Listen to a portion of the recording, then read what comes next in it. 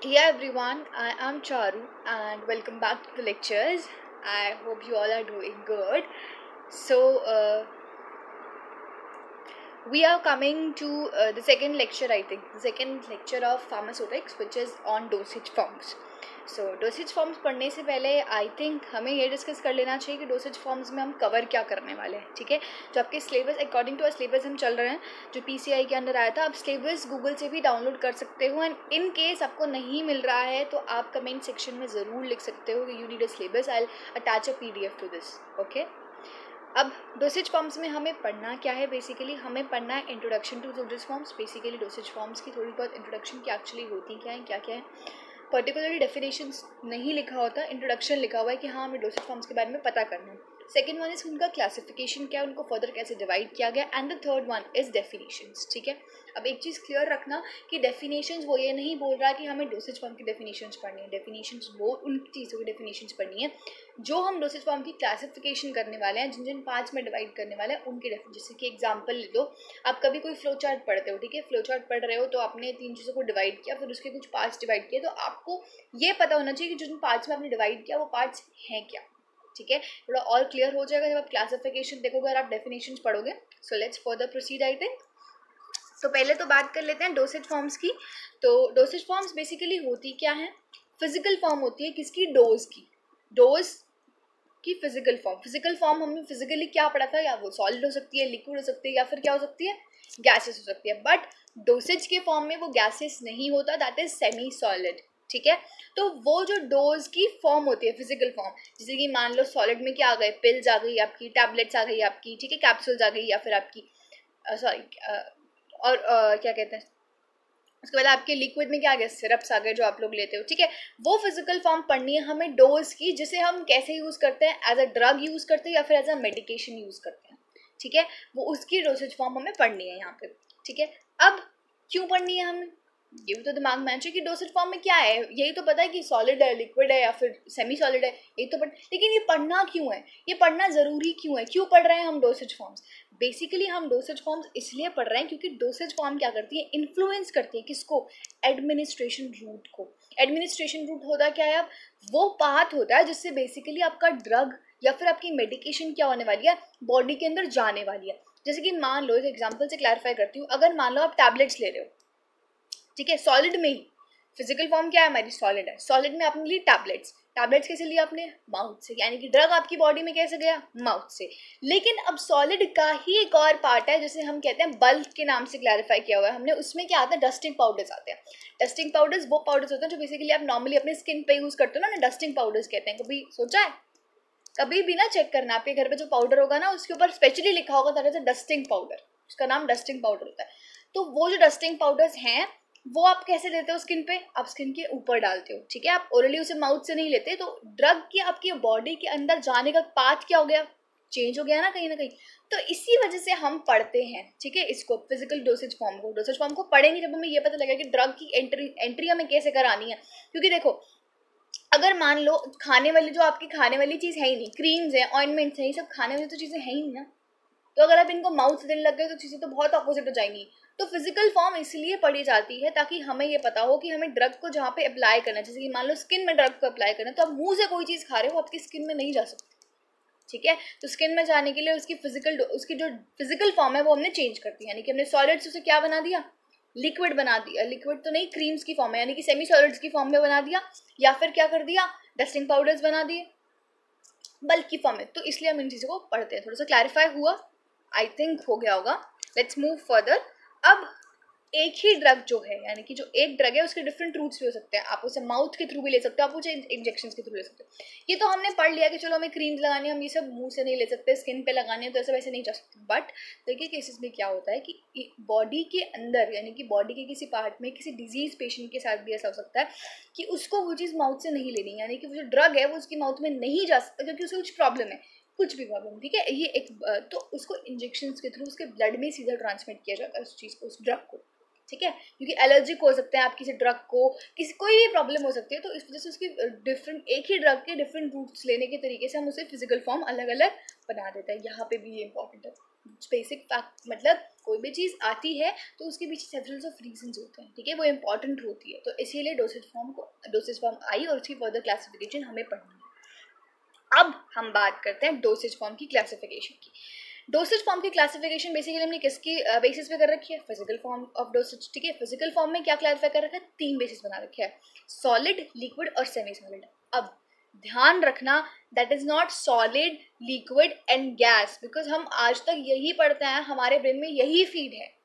बच्चे क्या करते हैं सच में, इवन माई फ्रेंड्स और my batchmates have also done this mistake, वो यही लिख के आते हैं solid, liquid and gas, because आप जब पेपर में लिख रहे होते हो ना, आपका ध्यान कहीं और, writing writing writing and writing, तो एकदम से, क्योंकि सिविक्स का पेपर हालांकि लेंदी होता है, तो चीज़ें वियर्ड हो जाती हैं, तो आपका पूरा जो क्लासिफिकेशन का चार्ट है वो सीधा कट कर दिया जाएगा, आपको कोई मार्क्स नहीं मिलेंगे उस पर। इवन जो आपने सॉलिड और लिक्विड क्लासीफाई किए उनके मार्क्स पे आपको नहीं मिलेंगे। तो एक ट्रिक है याद करने की, सॉलिड से स्टार्ट किया तो सॉलिड पे ही खत्म करना है, पर दोनों सॉलिड सॉलिड तो हो नहीं सकते ना, तो इसलिए उसका कि सेमी सॉलिड।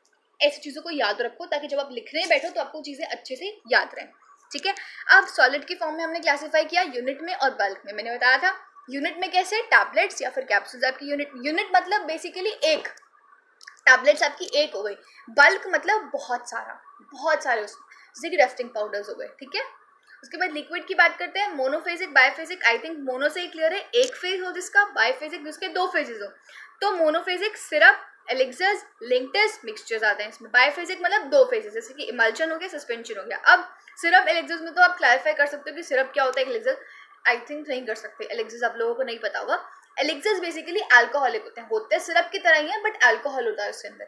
और बायोफेजिक में जो इमल्शन और सस्पेंशन है, बेसिकली इमल्शन क्या होता है, लिक्विड इन लिक्विड, यानी कि ऑयल इन वाटर हो गया या फिर वाटर इन ऑयल हो गया।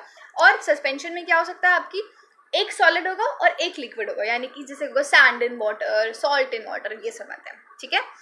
अब सेमी सॉलिड्स की बात करते हैं।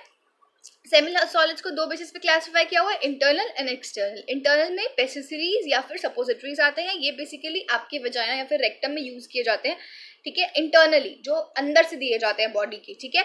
और एक्सटर्नली जो बाहर से आप लोग लगाए, तो जैसे कि ऑइंटमेंट्स हो गई, पेस्ट हो गई, जेल्स हो गए या फिर क्रीम्स हो गए।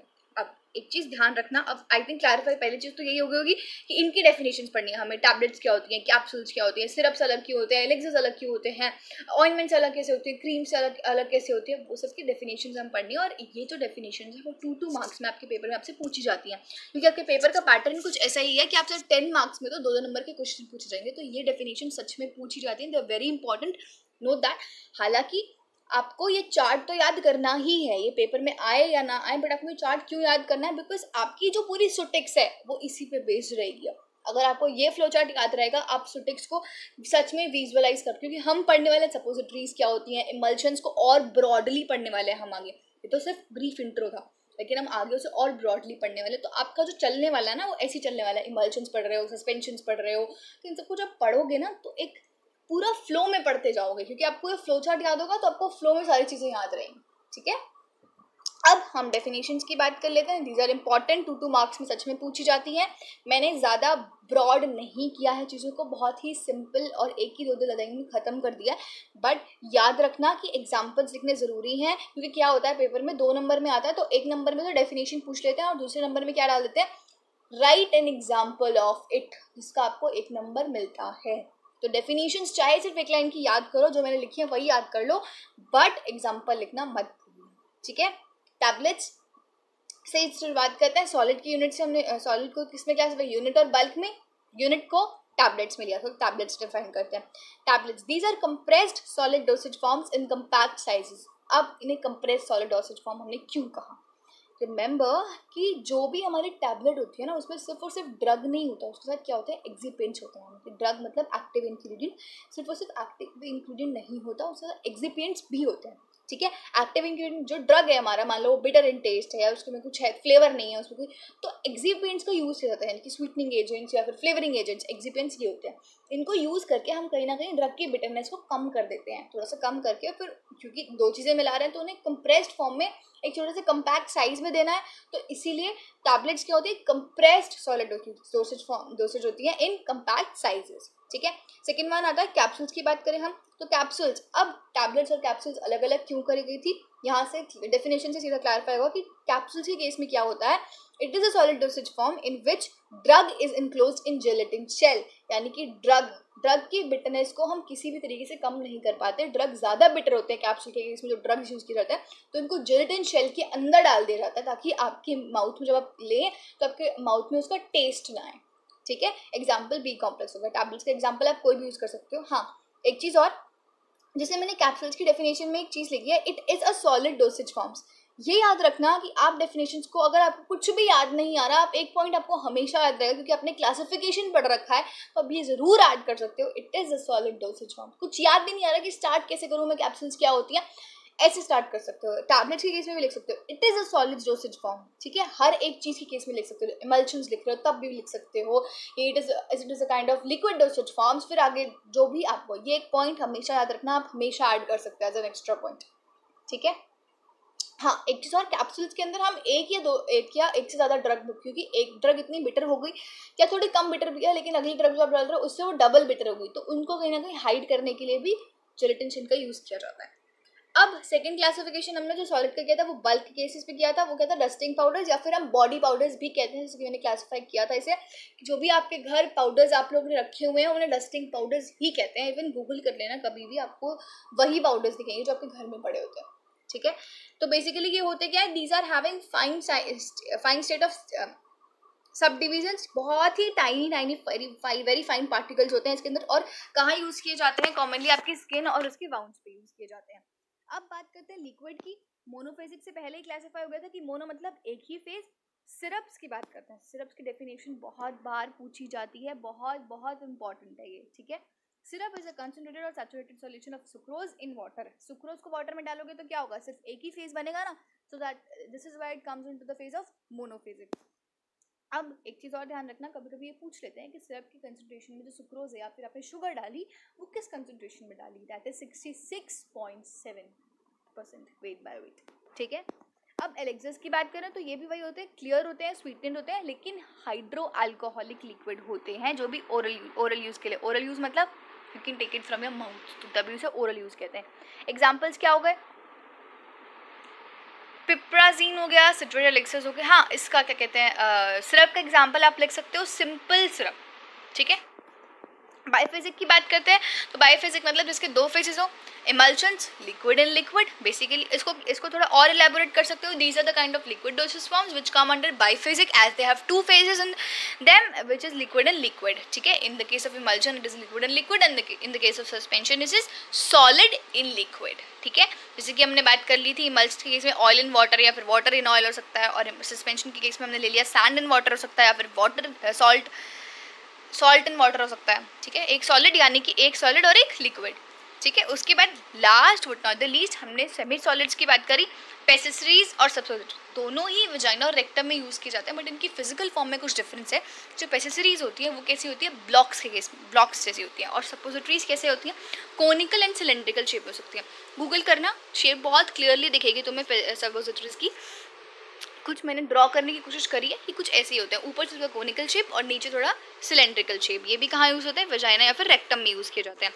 लास्ट एक्सटर्नल के केस में क्लासीफाई किया था, जैसे कि ऑइंटमेंट्स हो गई, पेस्ट हो गई, जेल्स हो गई, क्रीम्स हो गए, वो सब। तो ऑइंटमेंट्स क्या है, बेसिकली मेडिकल एजेंट्स है, मानते हो, क्योंकि उसके अंदर कुछ ना कुछ मेडिकल एजेंट जो आप ऑइंटमेंट लगाते हो अपने वाउंड्स के ऊपर, जो भी आपको हर्ट वाउंड्स कह दिया मैंने, थोड़ा प्रोफेशनल हो गया, क्लियर वे में कहूँ तो जो भी आपको चोट लग जाती है, ठीक है, आप कहीं से हर्ट होते हो तो आप उस पर ऑइंटमेंट लगाते हो, तो क्योंकि उसमें मेडिकल एजेंट प्रेजेंट होता है इसलिए वो अपना काम करना शुरू कर देता है, आपके वाउंड को हील करना शुरू कर देता है। So drugs are uniformly dispersed in, इसमें क्या होता है, ऑइंटमेंट्स के केस में क्या होता है, जो आपका ड्रग होता है उसे हम ऑयलीजिनस बेस यानी कि ऑयली बेस में यूज़, जैसे कि कभी भी देखना ऑइंटमेंट्स कभी देखे हो तो येलो कलर के भी होते हैं, कई सारे ऑर्नामेंट्स होते हैं जो येलो कलर के होते हैं, तो उनमें बेसिकली पर्टिकुलरली हमें दिखता है कि हाँ ड्रग को कहाँ ऑयली बेस में या फिर फैटी बेस में डाला गया। ग्लास क्रीम्स की बात करें तो ये विस्कस इमल्शंस, विस्कस मतलब गाढ़ा, काफ़ी गाढ़ी इमल्शंस होती है, कभी भी क्रीम्स को देखना, दैट कंटेन मेडिकामेंट यानी कि उसके अंदर भी ड्रग होता है, तभी वो क्रीम्स आप लोग लगाते हो तो आपका मॉइस्चर ये सब चीज़ें ठीक हो जाती है ना। जैसे मॉइस्चर नहीं होता तो बॉडी आपने क्रीम लगा ली तो वो फटाफट वहाँ से मतलब ठीक हो जाती हैं चीज़ें, तो कहीं ना कहीं उसके अंदर भी मेडिकामेंट और ड्रग प्रेजेंट होता है। विस्कस होती है, बहुत गाढ़ी होती है, पानी की तरह बिल्कुल पतली पतली तो नहीं होती ना, कभी भी क्रीम्स देखते हैं तो गाढ़ी होती है जैसे कि हम यूज़ करते हैं, ठीक है। सो दिस इज इट, हमने पढ़ लिया डोसेज फॉर्म्स के बारे में। कोई भी कोई भी डाउट हो, कुछ भी हो तो कमेंट सेक्शन में ज़रूर ड्रॉप करना, and you will be getting more videos soon. So take care, lots of love for you guys.